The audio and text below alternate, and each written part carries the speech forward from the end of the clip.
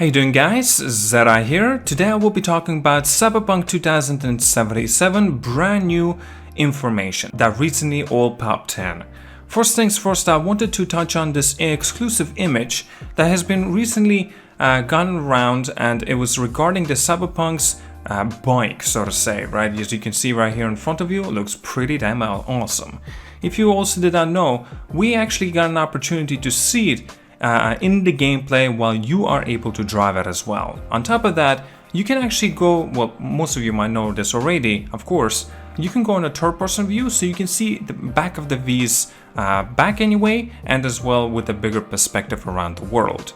Now, if we go from the top left corner from the text, and if we translate it, it mentions, your bones are probably gonna break exploring Night City on foot. If not, someone will. A lot of vehicles are in the game, so make sure to utilize them. V's beloved red bike, Yaiba Kusanagi, hopefully I'm butchering the name, made its debut in this E3 2019 gameplay demo, as you can see right here once again. If we do continue, the middle left corner, the text is, when it's been translated, it mentions this. Lots of Japanese manufacturers are in the game. Yaiba, one of them, produced this monster Kusanagi. As its name suggests, Yaiba's name was inspired by a traditional Japanese sword. Being the representation of this game, Kusanagi is also present in the collector's edition as a figure, as you can see right here. After that, if we take a look at the bottom corner, there's a little bit of to translate. So, as it mentions, reflecting players' preferences, freedom packed with lots of action facing the same situation inside the mega mall. Netrunner and Solo class took different approaches in the demo. As described, Netrunner class specializes in hacking network, forcing enemies into self-destruct by hijacking their body. Type of action that can only be seen in the era where the technology becomes so ubiquitous. On the other hand, Solo class attacks enemies head-on. And if we continue translating, players can pursue their own style by discovering what they prefer using the varied skill tree.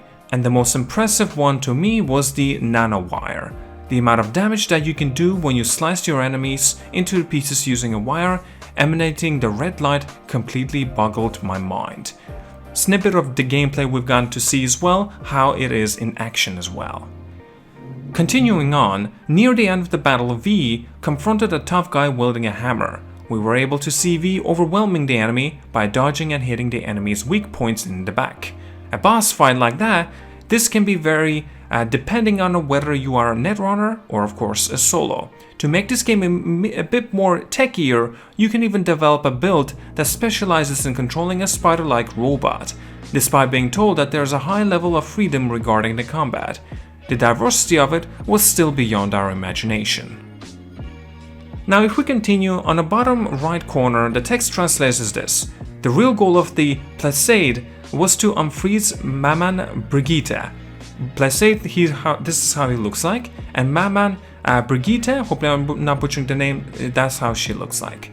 Placide planned to sacrifice V and deal with the agent from the Netwatch, as well as in the beginning, but V didn't die.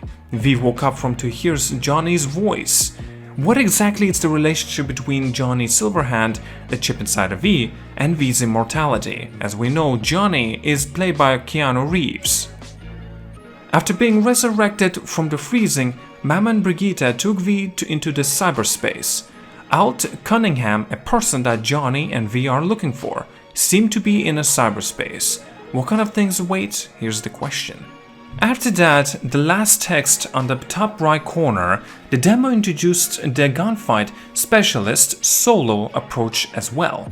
Solo opens locked doors, operates in a barrage of bullets, lifts weapons off tripods. In contrast to the Netrunner, Solo displays a more powerful, enforced type of the combat style.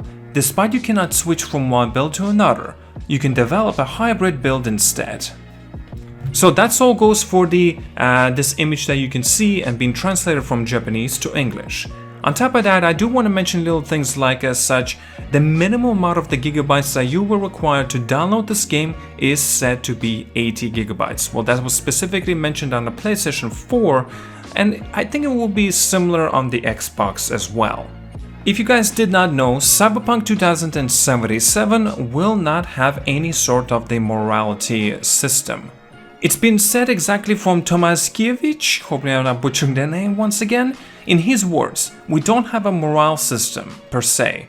However, to complete it non-lethally, you have to be very good at stealth. Invest in points that allow you to stealth better. Use weapons that will allow you to incapacitate the enemy instead of killing them, to make the morale choices that will allow you to avoid killing people throughout the game. And yes, indeed, you can indeed play a whole game without killing a single person.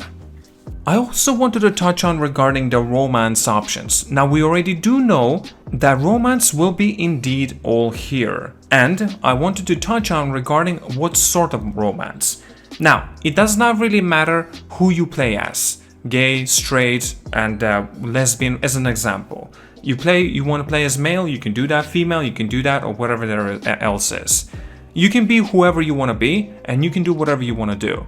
Basically, you want to have one night stand? Go ahead. But obviously you need to be a little bit more awesome with your wordings and how you want to pick up women or whoever else you want to go for. There are going to be lasting long relationships as well. That also depends on this NPC or this character, and also depends how you want to go and approach about. There also was another yet interview that regarding such as the questions, will there be a mini-games or other types of activities to immerse yourself in the Night City? And CD Projekt Red confirmed you will be able to participate in a variety of car races throughout the city. Square off the unboxing matches and hit the shooting range where you can test your aim and interact with the gunsmith Wilson. It's obviously not a massive lineup in the side activities, but it's likely because Cyberpunk 2077 is much more interested in quests and stories than how good you are at the Cyberpunk's version of the Gwent. Now, this is not all. I'm sure that we will find out far more information on top of that. There was also another touch on regarding the hacking. A lot of people anyway said that it looked very complicated to process. And CD Projekt Red confirmed that the better you are at the minigame, the more likely you are to access higher level functions that you need to get the job done. So this means, obviously, at first glance it's complicated, but as long as you get around it, you will be just fine.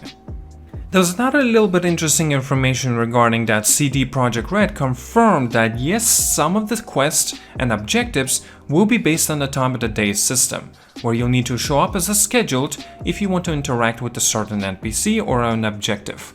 Luckily, the answer to the second question is also yes, I'll get into that. You also have the option to skip forward in time at your leisure, so you're not forced to dink around until Keanu Silver's hand gets off for work before you can go hacking, as an example.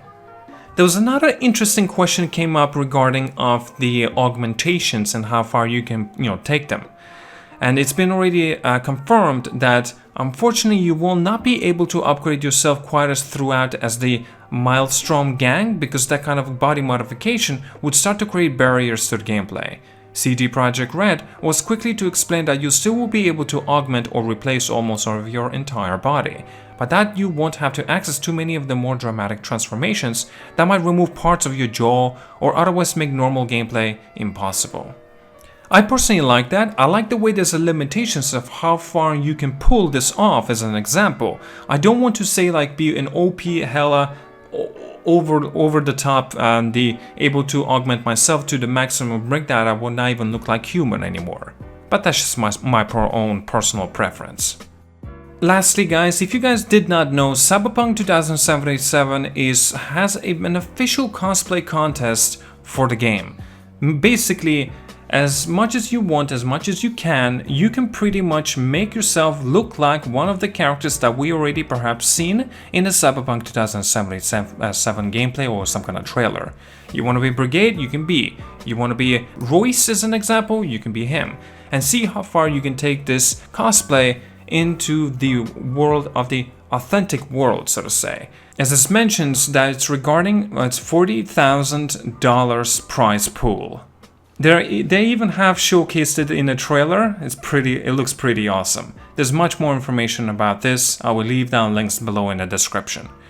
So, I think that's all there is to it. Thank you so much for watching. Tell me down in the comments Was it a little bit informative? Did you like it? Did you not? Would you want me to do more of these, or are you okay without these? But anyway, thank you again. Like and subscribe. See you guys all, and have an awesome day.